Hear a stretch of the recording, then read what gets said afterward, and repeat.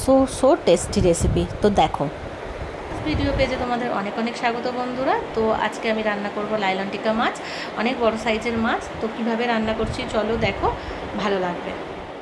তো বন্ধুরা দেখো, রান্নাঘরে যাওয়ার আগে তোমাদের নিয়ে যাচ্ছি। দেখো এই যে এখন বাজে সকাল 9টা 15 বা 20। দেখো এখানে সকালবেলায় বেরিয়ে গেছে মাছ বিক্রি করতে, আর বৃষ্টি হচ্ছে, মাথায় সব প্লাস্টিক বেঁধে বেরিয়েছে। আর এদিকে দেখো আমি আজকে রান্না করব লাইলন টিকা মাছ। তো বড়ই সাইজের মাছটা, এই মাছটাকে আমি ভালো করে ধুয়ে নুন হলুদ লেবুর রস দিয়ে প্রায় আধ ঘন্টা মাখিয়ে রেখেছিলাম। এবার কড়াইয়ে সর্ষের তেল গরম করেছি, গরম করে মাছগুলোকে কড়া কড়া করে ভেজে নেব। আর এইভাবে মাখিয়ে রাখার ফলে না মাছ একটুও ফেটেছে আর না মাছ একটু কড়াইয়ে লেগেছিল। ভীষণ সুন্দরভাবে ভাজা হয়েছে মাছগুলো। আর সব মাছগুলোকে আমি এভাবে কড়া কড়া করে ভেজে নেব। দেখো মাছ ভাজা হয়ে গেছে, তুলে রেখে দিলাম। এরপরে যে বাকি মাছগুলো আছে সেগুলোকে এক এক করে দিয়ে আমি ভেজে নেব। সব কটা মাছই একইভাবে ভাজতে হবে লাল লাল করে। আর তেলটা কিন্তু একটু বেশি দিতে হবে, যেহেতু বড় সাইজের মাছটা ছিল। তো দেখেছো পিসগুলো দেখেই বুঝতে পারছো। এদিকে আমি মশলা করব। দেখো এখানে পেঁয়াজ রসুন আর কাঁচা লঙ্কা নিয়ে নিয়েছি, ঠিক আছে। এখানে কিন্তু এই তিনটেরই পেস্ট হবে, আদা কিন্তু নয়। এবার দেখো এদিকে আমার মাছটাও ভাজা হয়ে গেছে, মাছগুলো আমি তুলে নিয়ে নেব। এবার যে তেলটা আছে তার মধ্যে কাঁচা লঙ্কা আর কালো জিরে বেশ করে ফোড়ন দিয়ে নেব। হাফ চামচ মতন কালো জিরে দিয়েছি। আর এবার যখন ফোড়নটা ভাজা হয়ে যাবে এর মধ্যে একটা বড় টমেটো কেটে আমি পিস পিস করে দিয়ে দিয়েছি। প্রথমে তেলের মধ্যে দিয়ে ভালো করে আমি ভেজে নেব। এতে করে কি হবে, টমেটোটা খুব সুন্দর কালার সেটা চলে আসবে তরকারির মধ্যে। আর তারপর এর মধ্যে আমি দিয়ে দেবো যে পেঁয়াজ রসুন আর যে কাঁচা লঙ্কার পেস্টটা বানিয়ে রেখেছিলাম সেটা দিয়ে দেবো। দিয়ে ভালো করে নাড়াচাড়া করে নেবো এর মধ্যে।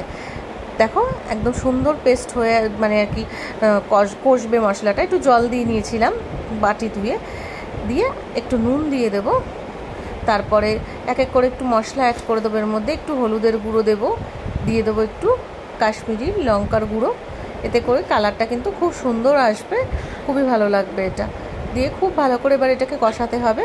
আমি খানিকক্ষণ ঢাকা চাপা দিয়েই কষিয়ে নেব। যখন একদম তেল বেরিয়ে আসবে তখন ওদিকে আমি আবার এই মশলাটা অ্যাড করব। এখানে আমি সর্ষে আর পোস্ত খুব ভালো করে ধুয়ে ভিজিয়ে রেখেছিলাম অনেকক্ষণ। তারপর একটু নুন দিয়ে আর জল দিয়ে একটা মিহি পেস্ট বানিয়ে নেব।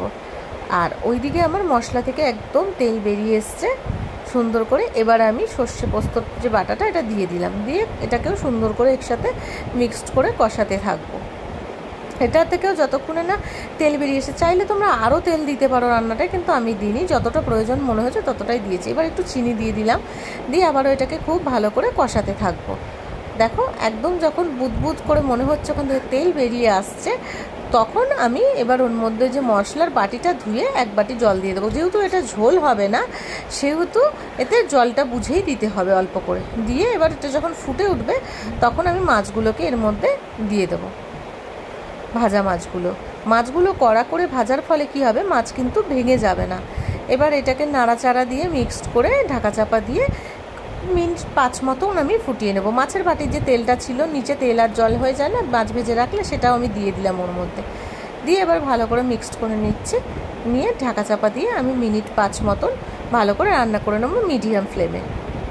দেখো খুব সুন্দর ফুটে গেছে একদম মাছগুলো। এই পর্যায়ে আমি বেশ খানিকটা ধনেপাতা কুচো দিয়ে দেবো এর সাথে, দিয়ে মিক্সড করে নেবো। নিয়ে ঢাকা চাপা দিয়ে গ্যাসটা বন্ধ করে 5-10 মিনিট মতন রেখে দেবো। তারপরেই ঢাকনা খুললেই রেডি হয়ে যাবে আমার লাইলন টিকা মাছের এই ঝালটা। অসাধারণ স্বাদ বন্ধুরা, একবার খেলে তোমরাও বুঝতে পারবে। আর যারা খাও না সেটা আলাদা কথা, কিন্তু এটা এইভাবে যদি রান্না করো দারুণ লাগবে। ভালো লাগলে লাইক কমেন্ট শেয়ার করো।